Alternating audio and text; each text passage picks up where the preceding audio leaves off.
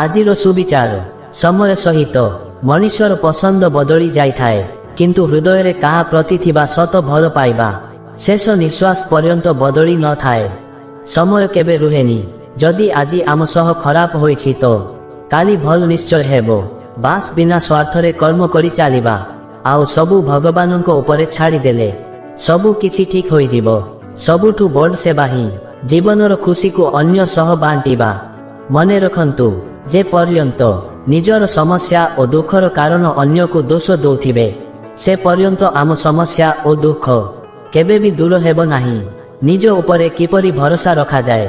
नदी पाखरु शिखंतु जेपरि नदी पहाड़रु बाहरिबा परे पचारे नाही जे समुद्र केते बाट।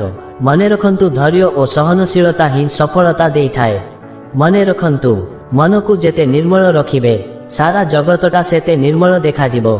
आउ निजकु जेते सत रखिबे सारा संसारटा सेते सत लागिबो।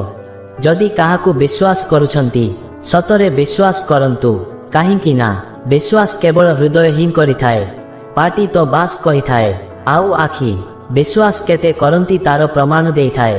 केबे भी निराश होई पड़ंतु नाही कारण कौनसी भी समय रे ईश्वरंको द्वारा एमिति किछि जिनिष आसीबो जहा आपण कल्पना करि नथिबे। किछि अभ्यास मनुष्यकु सफलतार शीर्षकु नहीं थाए आउ किछि अभ्यास मनुष्यर सुख शांति छड़ेई निए। सबु पाठ बहिरे न थाए।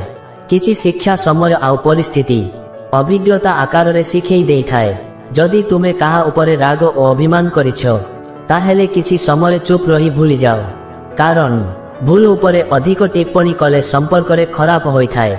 काहाकु किछि कहिबा आगरु भूल ठीक विचार करी कुहंतु। आजी जिए मित्र अछि काली हुए तो तुमर शत्रु भी हेई पारे। ए दुनिया रे समस्तंकर रास्ता अलगा अलगा होई पारे किंतु ठिकना गोटिए ताहा हेउछि मसाणी।